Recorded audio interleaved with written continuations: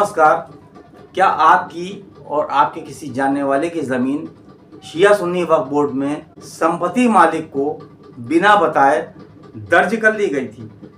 क्या शिया सुन्नी वक्फ बोर्ड अब भी ताकतवर हैं या आगे रहेंगे? क्या सरकारी दफ्तर वक्फ की ज़मीन पर चल रहे हैं? डीएम को अचानक इतनी ताकत कैसे मिल गई? वक्फ अमेंडमेंट बिल 2025 ने इन सभी सवालों का जवाब ही बदल दिया। आज की इस वीडियो में हम करेंगे इसका पूरा खुलासा। अब शिया सुन्नी वक्फ बोर्ड का क्या होगा? डीएम को कौन सा ऐसा पावर मिल गया जिससे सब हैरान हैं? विवादित वक्फ संपत्तियों का हल क्या है? इसका हल कैसे निकलेगा? आम लोग, आम जन अपनी ज़मीन को वक्फ के फितने से कैसे बचा सकते हैं? तो इन सभी सवालों का जवाब देने के लिए हाजिर हूँ आपके साथ मैं फजल अब्बास। आप देख रहे हैं द भारत 18 न्यूज़ का डिजिटल चैनल। पहले समझते हैं वक्फ क्या है। वक्फ उसे कहते हैं कि जो एक इदारा होता है कि जहां अल्लाह के नाम पर नज़र की गई प्रॉपर्टियों को, संपत्तियों को, जो दरगाह, करबला, इमाम बाड़े, कब्रिस्तान, मज़ार के लिए दी जाती हैं, तो इनको संरक्षित कर दिया जाए, सुरक्षित कर दिया जाए। तो वक्फ बोर्ड एक इदारा है कि जिसके अंदर मुसलमानों, शिया सुन्नी द्वारा नज़र की गई अल्लाह के नाम पर, क्योंकि अल्लाह को दान नहीं दे सकते, अल्लाह खुद इंसानों को दान देता है। मुसलमानों की किताब कुरान के मुताबिक अल्लाह किसी की मदद से बेनियाज है, उसको किसी की मदद की ज़रूरत नहीं, बल्कि वो दूसरों की मदद करता है। तो इसलिए यहाँ पर दान शब्द हम यूज़ नहीं कर रहे हैं। दूसरे लोग करते हैं, करें, हम अपने इस वीडियो में दान शब्द यूज़ नहीं कर रहे हैं, नज़र शब्द यूज़ कर रहे हैं। नज़र वो होती है जिसे नजराने से नज़र बना, तो हम अल्लाह के नाम पर नजराना कर देते हैं उन संपत्तियों को, इन चीज़ों के लिए कि जिनका मैंने पहले जिक्र किया। एक ऐसे इदारे को कि जिसे वक्फ बोर्ड कहते हैं। वक्फ बोर्ड एक ऐसा इदारा है कि जो इन संपत्तियों को सुरक्षित रखता है और इनकी हिफाजत करता है। अब बढ़ते हैं आगे की। भारत में दो बोर्ड हैं, एक शिया बोर्ड, एक सुन्नी बोर्ड। लोगों का कहना है और बुद्धिजीवियों में चर्चा हो रही है कि अब तक तो किसी भी संपत्ति को शिया सुन्नी वक्फ बोर्ड खुद ही वक्फ घोषित कर देते थे, संपत्ति मालिकों की बिना इजाजत के ऐसा हो जाता था। मिसाल के तौर पर आलमनगर का वक्फ सज्जा दिया, मिसाल के तौर पर जल निगम की वो ज़मीन के जिसका मुकदमा वक्फ हार गया, मिसाल के तौर पर मलका जहां की पर्सनल प्रॉपर्टी कि जिसको वक्फ अली कदर बना दिया गया, जैसे अजीमुल्ला खान की करबला कि जिसको एक सर्वे करवा कर वक्फ बोर्ड ने दर्ज करा लिया, न उसके वारिसान से पूछा, न उनके वारिसान को कोई सूचना दी। इसके साथ साथ पिछले वर्ष एक लेटर भी वायरल हुआ कि जिसके अंदर कई खसरे डिलीट करके अग्रसेन स्कूल को दिए गए थे। अब सबसे बड़ा सवाल ये भी उठता है कि खसरे भी डिलीट होने का मामला सामने आया, और एक दो नहीं 6 खसरे डिलीट हुए थे। अब आप सोचें, अगर इन सब चीज़ों की जांच होगी तो सैकड़ों प्रॉपर्टियां ऐसी होंगी कि जिनको जो वक्फ की नहीं गई थी, जिनको जबरन वक्फ में दर्ज कर लिया गया, और बहुत सी एक ऐसी संपत्तियां जो वक्फ में दर्ज थी कि जिनके खसरे डिलीट कर दिए गए। ऐसे कई मामले सामने आएंगे, ये मैं नहीं कह रहा हूँ, लोगों के अंदर चर्चा हो रही है। अभी कुछ महीने पहले एक वक्फ अली जान प्रकाश में आया कि जिसका वाद और विवाद चल रहा है मोहन एंड कंपनी से और मौलाना कल्बे जवाहर नकवी से। अगली अपडेट में हम इस ज़मीन का, इसकी लोकेशन का भी खुलासा करेंगे और इसका केस कहाँ तक पहुँचा इसका भी खुलासा करेंगे, तथ्यों के साथ करेंगे। साथ ही में एक चर्चा बहुत तूल पकड़ रही है। वो चर्चा ये है कि जब उत्तर प्रदेश में, पूरे उत्तर प्रदेश में, संपूर्ण उत्तर प्रदेश में शिया वक्फ प्रॉपर्टियों का विवाद चल रहा है, विवादित हैं, तो मौलाना सैयद कल्बे जवाहर नकवी साहब ने अब्बास बाकी करबला में ऐलान किस आधार पर किया था कि आधार लाओ, फार्म भरो और ज़मीन घेर लो। दूसरे दिन उस बयान से पलट गए, कहा कि नहीं, अब स्टैंप लाना होगा, आधार लाना होगा। उसके बाद जो है, जब ये फार्म जमा हो जाएंगे तो अंजुमने, शिया अंजुमने इसका वेरिफिकेशन करेंगी। आज कई महीने हो गए, कितनी अंजुमनों ने कितने लोगों का वेरिफिकेशन किया, तो सबसे बड़ी बात ये है कि ये वेरिफिकेशन अभी हुआ ही नहीं।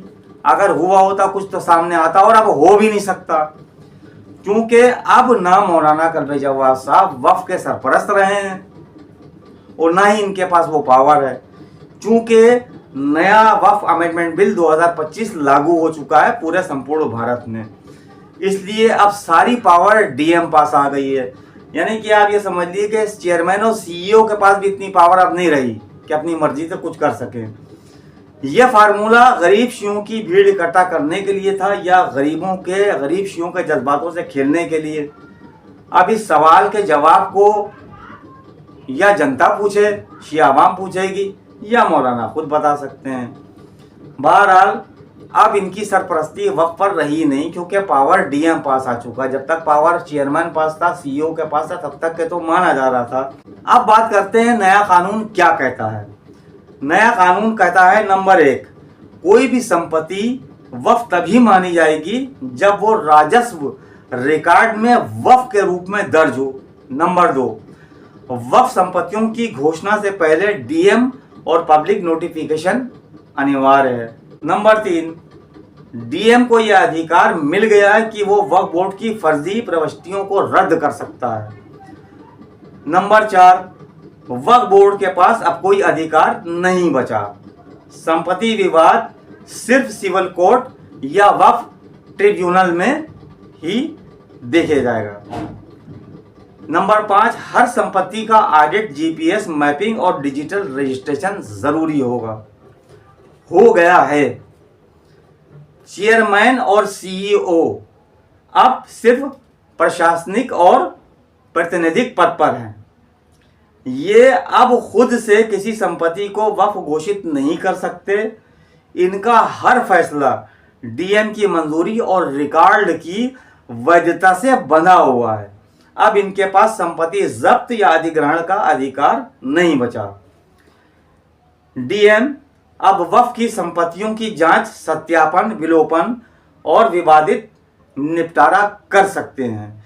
किसी भी संपत्ति को वक्फ घोषित करने से पहले डीएम की जांच और मंजूरी भी जरूरी है। डीएम के आदेश के खिलाफ सिविल ट्रिब्यूनल में अपील की जा सकती है। अब आप पूछेंगे सिविल ट्रिब्यूनल क्या है? वो भी बनेगा। कई सरकारी भवन जैसे लखनऊ का Rajbhavan, DM office, railway station वक्फ में दर्ज थी। नया कानून कहता है कि अगर वक्फ संपत्ति पर सरकारी संस्थान हैं और उनका राजस्व रिकॉर्ड में वक्फ उल्लेख नहीं है तो वो संपत्ति वक्फ की नहीं मानी जाएगी। ऐसे मामलों में राज्य सरकार उस पर स्थायी दावा रख सकती है। अब वक्फ संपत्ति मामलों के लिए एक सिविल ट्रिब्यूनल बनेगा। अगर आपकी ज़मीन शिया सुन्नी वक्फ में फर्जी चढ़ गई है या चढ़ा दी गई है या जबरन चढ़ गई है तो आप आरटीआई मंगवा सकते हैं। आरटीआई में वो डॉक्यूमेंट्स आप मेरी फेसबुक पे जाके देख सकते हैं। मैंने जो आरटीआई में मांगने के लिए कहा है वो आप दे के आरटीआई मांग सकते हैं। मेरे फेसबुक पेज को फॉलो करेंगे, आपको मिल जाएगा। आप आरटीआई से मंगवा सकते हैं, डीएम को आपत्ति दे सकते हैं और ट्रिब्यूनल में कोर्ट केस कर सकते हैं आप। यानी कि ट्रिब्यूनल में या कोर्ट में आप केस भी कर सकते हैं। इन संपत्तियों के प्रामाणिक दस्तावेज हैं वो वक्फ में बनी रहेंगी। फर्जी या गलत ढंग से चढ़ाई गई संपत्तियां हटाई जा सकेंगी। वक्फ अमेंडमेंट बिल 2025 में जो बदलाव आए हैं, इस बदलाव से वक्फ संस्थानों में पारदर्शिता आएगी, लेकिन बहुत सी वक्फ संपत्तियां अब भारत सरकार या आम जन के हाथों में वापस भी जा सकेंगी। इसमें ये भी फायदा है और एक नुकसान भी है, जो कभी दोनों वक्फों में जबरन दर्ज हुई थी। अगर आप वक्फ से जुड़ी संपत्ति रखते हैं, मालिक या किराएदार हैं या स्थानीय निवासी हैं, तो आपके लिए नया ये बिल जानना ज़रूरी है।